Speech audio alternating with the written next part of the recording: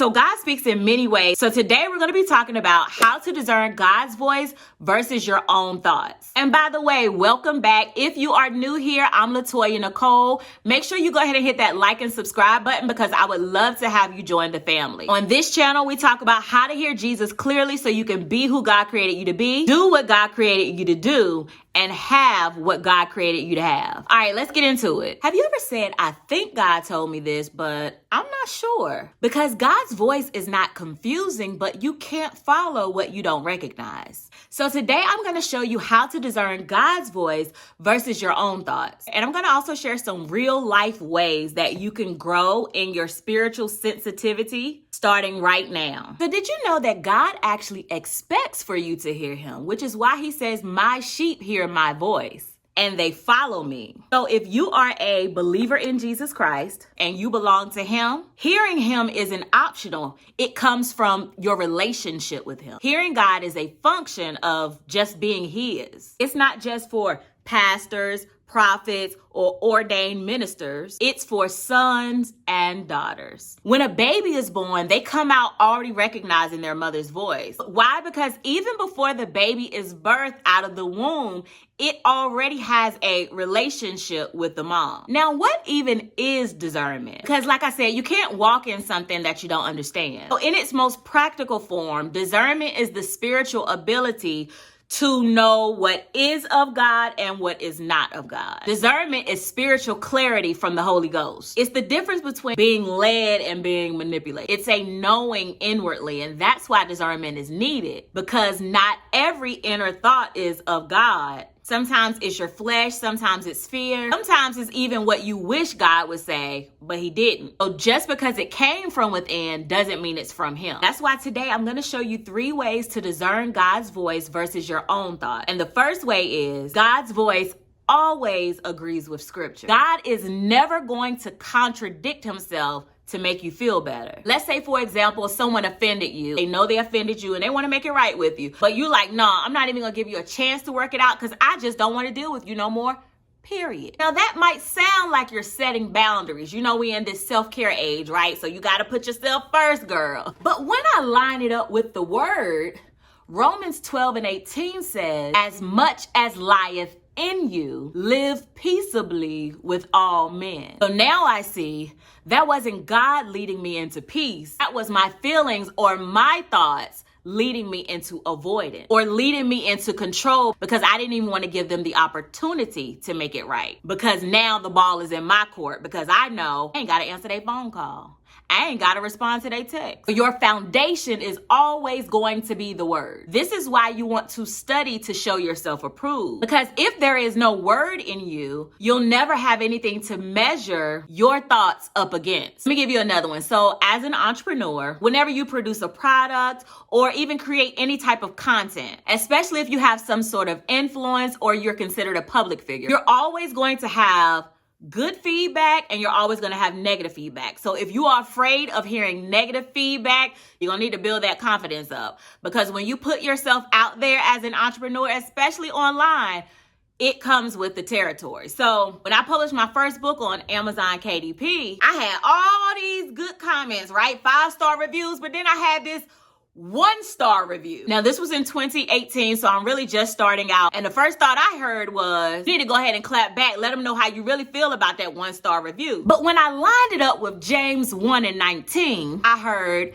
be swift to hear, slow to speak, and slow to wrath. So who knew that the word of God had already given me instructions on what to do? Just as a disclaimer, I'm not saying that you can never respond. I'm simply saying you need to be able to use wisdom to know when to respond and when not to respond. And if you do respond, what to say when you respond. Because you don't want to be given to a voice or a knowledge of good and evil wisdom. You want to be given to the tree of life, which has the wisdom of God. For the word of God is quick and powerful and sharper than any two-edged sword. So when you think of a two-edged sword has two ends to it. And so you can think of that like the tree of the knowledge of good and evil. On one end of the sword, you might hear good thoughts. And then on the other end of the sword, you might hear evil thoughts or thoughts that are contrary to the mind of God. But the word of God is sharper than any two-edged sword. Discernment is sharp because the word is sharp. Doesn't need two edges because its wisdom is perfectly balanced.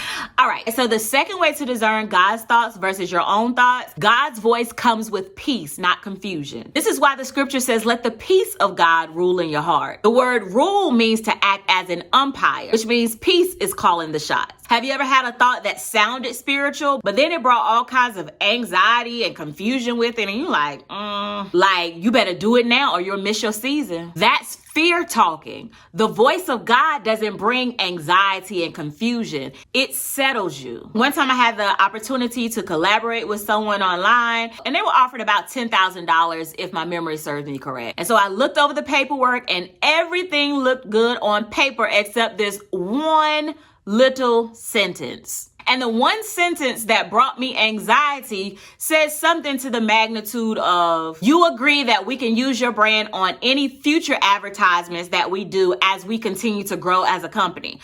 No, I don't agree because I don't know where you're going in your growth.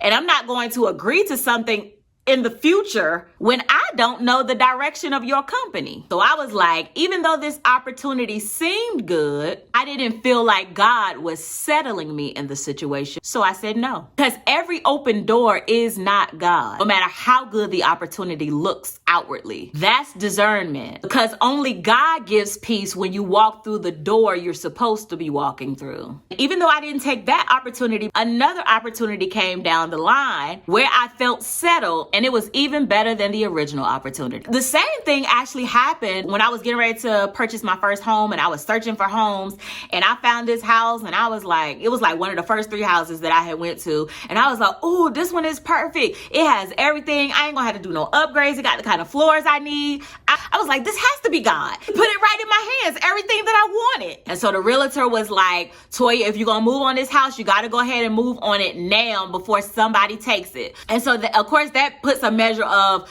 anxiety on you. It puts a measure of pressure on you because you need to do it now, right? You need to do it now or somebody else is going to take the opportunity. You might miss it. I brought it to my spiritual mom. She took one look at it in less than 5 minutes. She said, this is not the one. What you mean? This ain't the one. But I trusted her. So I didn't move with the house. And then later on, I get a house almost 2 times the size of that house that I thought I loved for less. I was like, whoo, sure glad I didn't listen to my thoughts, which is why there is safety in the midst of counsel. So actually, that's a whole nother way that I didn't even include, but yes. So you could also listen to other people that have a measure of wisdom that you trust or that God places in your life. All right, so the third way to discern God's voice versus your own thought is God's voice is always going to draw you closer to him. He will guide you into all truth. I've had ideas that sounded kingdom, but those ideas would pull me away from God because those ideas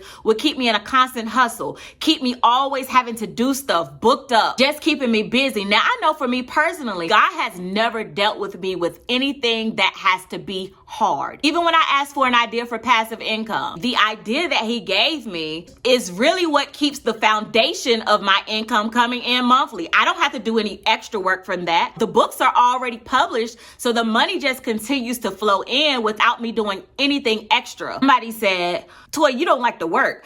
No, it's not that I don't like to work, and it's not that I don't like responsibility. It's just that I don't believe I have to work hard. God has never dealt with me like that my whole life. So some people in ministry, they might feel like they have a responsibility. They got to sweat all day. They got to be stressed out.